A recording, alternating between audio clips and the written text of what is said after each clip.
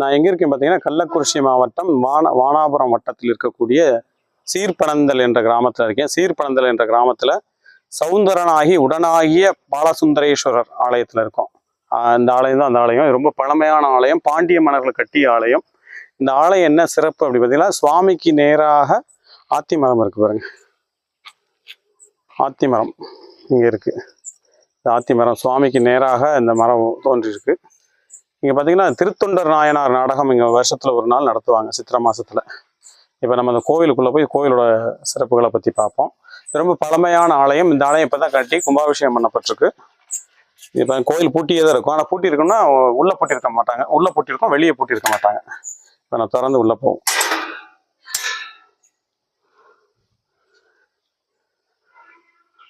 இது ரொம்ப பழமையான, கிட்டத்தட்ட 2000 ஆண்டுகள் பழமையானதுன்றாங்க. வாங்க போய் பார்ப்போம்.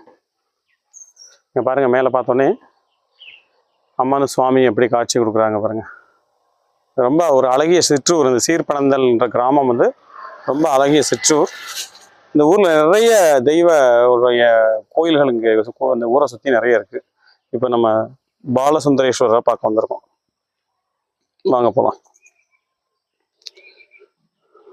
இங்கே பாருங்க, பலிபீடம், நந்தி ரெண்டுக்கும் ஒரே மண்டபம் அமைச்சிருக்காங்க பாருங்க. இங்க இருக்க நந்தி வந்து விசித்திரமா இருப்பாரு. பாருங்க எவ்வளவு அழகா இருக்காரு நந்தி. இந்த நந்தி வந்து விசித்திரமாகவும் வித்தியாசமா இருக்காரு. இங்கதான் பாலசுந்தரேஸ்வரர் சந்நிதி. உள்ள சுவாமிக்கு விளக்கெரிஞ்சிட்டு இருக்கு. கோவில் வந்து இப்போ வந்து என்ன பண்ணிருக்காங்க, ரொம்ப பழமையா சிதலம் அடைஞ்சதை புதுப்பிச்சு தமிழக அரசாங்கம் பூரா புதுப்பிச்சு கட்டி கொடுத்துருக்கு. இப்போ கோவிலை உள்ள கல்லால் செய்த மண்டபம் தான் அந்த மண்டபம். உள்ள வந்து சுவாமிக்கு மேலே அந்த மீன் சின்னம் காணப்படுறதா சொல்கிறாங்க. அதை நம்ம உள்ளே போய் பார்க்க முடியல, ஏன்னா கோயில் போட்டிருக்காங்களா பார்க்கல. இங்கே அந்த கோயிலோட அமைப்பை பார்க்க தெரியும். இந்த கல்லை ஃபுல்லாமே பாலிஷ் பண்ணி திருப்பி இந்த மண்டபத்தை அமைச்சிருக்காங்க. இப்போ கோயிலை சுற்று பிரகாரத்தை போய் பார்ப்போம். இங்கே வந்து பிரதோஷம் சிறப்பாக நடத்துகிறாங்க. கோவிலை சுற்றி மரங்களை பாருங்கள், நிறைய நெல்லி மரங்கள், நெல்லிக்காய் மரங்கள் இங்கே இருக்குது. அப்படியே பார்த்துட்டு வாங்க. கோவில் சுற்றுப்பிரகாரம் ரொம்ப தூய்மையாக அழகாக வச்சுருக்காங்க. மகிழ மரம் கூட இங்கே இருக்குது. மகிழ மரம் இருக்குது. இங்கே பழமையான சிலைகள் இங்கே நிறைய இருக்குது. பார்க்கலாம், நம்ம ஒவ்வொரு சிலைகளாக பார்ப்போம். இதெல்லாம் பரிகாரம் பின்னாடி வச்சுருக்காங்க தெய்வங்கள். ஒரு இதாக பார்க்கலாம். இங்கே இருக்க விநாயகர் சிலையே ரொம்ப சிறப்பு வாய்ந்த சிலையாக இருப்பார். மகிழ மரம் பூ இருக்கு பார்த்துருங்க. மகிழம் பூவை பார்த்துருக்கீங்களா? இந்த மகிழம் பூ, இந்த பூவை விபூதி கூட சேர்த்து நம்ம போட்டு பூசினோம்னா ரொம்ப நல்லது, ரொம்ப வாசனை தரக்கூடியது. மகிழங்காய்களும் இருக்கு பாருங்க. இங்க பாருங்க, அந்த விநாயகர் பாருங்க எவ்வளவு அழகா இருக்காரு பார்த்தீங்களா? அந்த விநாயகர், விநாயக பெருமானை. இந்த விநாயகர் ரொம்ப பழமையானவர். இங்கே இருந்து இங்கே சிதலம் அடைஞ்சு இதை வந்து திருப்பி அரசாங்கம் எடுத்து இந்த மாதிரி புதுப்பிச்சு கொடுத்துருக்கு. ஃபுல்லாக கல் தான், கல்லுலேயே தான் இந்த இதை பண்ணியிருக்காங்க. இதில் எங்கேயும் எழுத்துக்கள் காணப்படலை. விமானத்தை பாருங்க, சுவாமியோட விமானம். இங்கே பாருங்க, தட்சிணாமூர்த்தியோட சிலையை பார்த்தீங்கன்னா ரொம்ப ஆச்சரியமாகவும் அழகாகவும் அப்படியே நுணுப்பம் நம்மக்கிட்ட அப்படியே பேசுகிற மாதிரி இருக்கும் பாருங்க. தட்சிணாமூர்த்தியோட சிலையை பாருங்களேன், அப்படியே பேசுகிற மாதிரியே நம்மக்கிட்ட இருக்கும். அந்த முகத்தோட அமைப்பை பாருங்க, எவ்வளோ அழகா வடிவமைச்சிருக்காங்க பாருங்களேன். வாங்க அப்படியே எங்க விநாயகர் சன்னதி இந்த பக்கம் அமைச்சிருக்காங்க. சாமியோட வலது பக்கம் அமைக்கப்பட்டிருக்கு.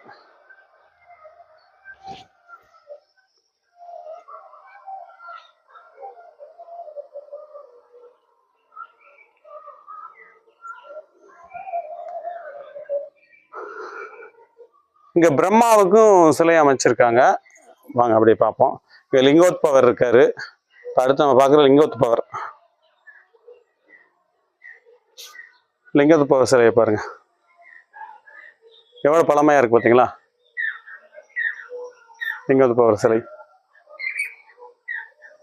இங்க இருக்க முருகப்பெருமான் பின்னாடி, அதாவது லிங்கோத்பவருக்கு நேராக முருகன் அமைஞ்சிருக்காரு. சுவாமிக்கு நேரம் அப்படியே இந்த பக்கம் பார்த்தீங்கன்னா முருகன். எங்கேயுமே இந்த அமைப்பை நான் பார்த்ததில்லை.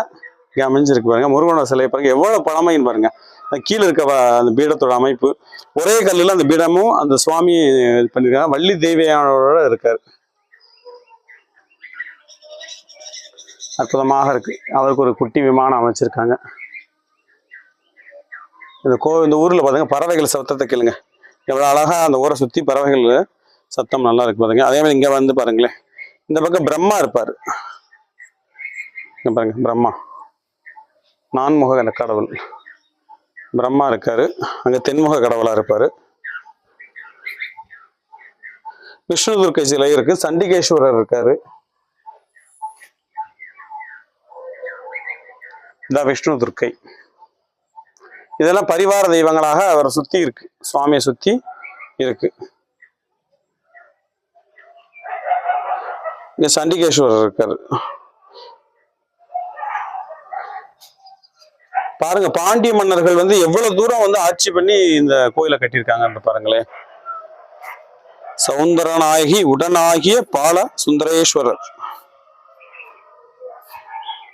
பாலன சின்ன குழந்தையாக சிவபெருமான் இங்க இருக்கிறதா சொல்றாங்க. இது அம்மனுடைய திருக்கோவில். அம்மனுக்கு கட்டப்படுது. கல்லால தான், ஃபுல்லா கல்லுல தான் இருக்குது பாருங்க. ஃபுல்லா கல்.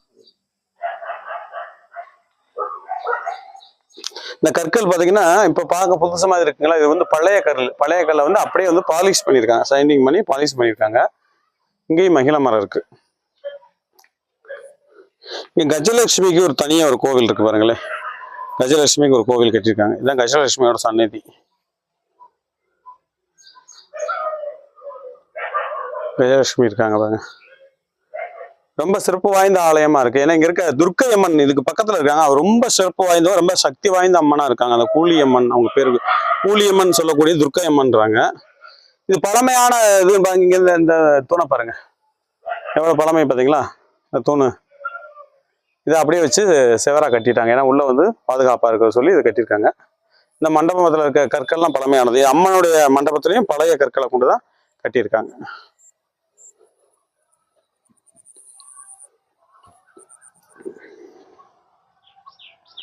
இங்க பாருங்க, அம்மனுக்கு முன்னாடி வச்சிருக்கக்கூடிய நந்தி எவ்வளவு சின்னதா எவ்வளவு அழகா இருக்காரு பாருங்க. எவ்வளவு பழமையா இருக்கு பாருங்க நந்தி.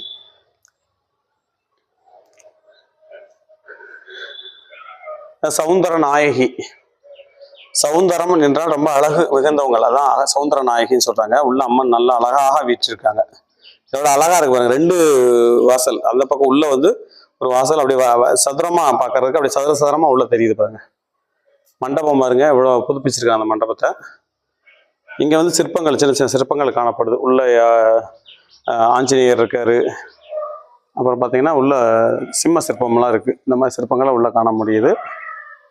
சின்ன சின்ன சிற்பங்கள் தெரியுது கண்ணுக்கு. இங்க பாருங்க, ராஜ வில்வம் சொல்லக்கூடியது காயோட இருக்கு பாருங்க. ராஜ வில்வம் தான். எவ்வளவு பெரிய இலைகள் பாத்தீங்களா. இந்த இலைகள், இந்த வில்வத்தை பார்த்தீங்கன்னா தெரியும் எவ்வளவு பெரிய இலைகள் இருக்கு பாருங்க. இங்க பாருங்க, வில்வத்தோட இலையை பாருங்க, செழிப்பாக வளர்ந்துருக்குது. காய்களும் இருக்கு. அதை சுத்தி நிறைய பூச்செடிகள் நிறைய வச்சிருக்காங்க. கோயிலை சுத்தி நிறைய மலர்கள் செடிகளும் மரங்களும் நிறைய இருக்கு. பார்க்கறதுக்கு அழகா இருக்கு இந்த இடம். அங்க பாருங்க, 9 நவக்கிரகங்கள், நவக்கிரக சன்னதி அந்த பக்கம் தனியா கட்டியிருக்காங்க. பக்கத்துல இருக்க ஒரு ஆர்ச்சி தெரியுவாங்க, அதுதான் அந்த பின்னாடி இருக்கக்கூடிய முனீஸ்வரன் கோயிலுக்கு போறது. இப்போ சுவாமியை வழிபட்டுட்டோம். வழிபட்டு எல்லா கோயிலில் பிரகாரங்கள்லாம் பார்த்தாச்சு. உள்ளதான் பார்க்க முடியல, அதான் வருத்தம். மற்றபடிக்கு எல்லாம் பார்த்துட்டு வெளியே வந்துட்டோம். இங்கே பாருங்க, நம்ம திருப்பி நந்திக்கிட்டே வந்துட்டோம். நந்திக்கிட்டே வந்தாச்சு. இப்போ நம்ம எல்லாம் பிரகாரத்தெல்லாம் சுற்றிட்டு அம்மனை வழிபட்டு இங்கே சுவாமிகிட்டே வந்தாச்சு. சுவாமி நந்திக்கு முன்னாடி வந்துட்டோம். நீங்கள் கள்ளக்குறிச்சி மாவட்டம் பக்கம் வந்தீங்கன்னா வானாபுரம் வட்டத்துக்கு வந்துருங்க. வானாபுரம் வட்டத்துக்கு பக்கத்தில் இருக்கக்கூடிய சீர்பனந்தல் என்ற கிராமம். இந்த கிராமம் இது ரொம்ப பழமையான கிராமம், தொன்மையான கிராமம். ஏன்னா இங்கே இருக்க சிவன் கோயிலும் இங்கே இருக்க அம்மன் கோயிலும் சிறப்பு வாய்ந்தது. ரொம்ப பாண்டிய மன்னர்கள் கட்டியதுன்னு சொல்கிறாங்க. இங்கே உள்ள வந்து அந்த பாண்டியரோட மீன் சின்னம் உள்ள இருக்கிறதா சொல்கிறாங்க. நம்ம பார்த்துட்டோம். நீங்களும் வந்தீங்கன்னா அந்த பக்கம் பாருங்கள். 2வது, இந்த கோயிலோட சிறப்பு என்னென்னா ஆத்திமரம். சுவாமிக்கு எதிர்த்தாப்புல அந்த ஆத்திமரம் அமைஞ்சிருக்கு, ரொம்ப சிறப்பு. இந்த மாதிரி வந்து சிறப்பு வாய்ந்த இடத்துல தான் இந்த மாதிரி அமைஞ்சிருக்கும். அப்படி அமைக்கப்பட்ட கோயில் தான் அந்த கோவில். உங்களுடைய குறைகளும் உங்களுடைய வேண்டுதல்களையும் வந்து சுவாமிகிட்ட வைங்க. அதுவும் பிரதோஷத்தன்னைக்கு வாங்க, சிறப்பாக இருக்கும். உள்ள பிரதோஷ நாயகர் இருக்காரு, உள்ள நந்தி வாகனம் இருக்கு. பிரதோஷம் முடிஞ்சால் வெளியே சுற்றி வருவாங்க. வந்து அந்த காட்சியை பார்த்துட்டு உங்களோட வேண்டுதலில் வைங்க. கண்டிப்பாக அந்த சிவபெருமான் உங்களுடைய வேண்டுதல் நிறைவேற்றுவார் என்று சொல்லி இந்த வீடியோ முடிக்கிறேன். நன்றி, வணக்கம். அடுத்த வீடியோவில் பார்ப்போம். நன்றி, வணக்கம்.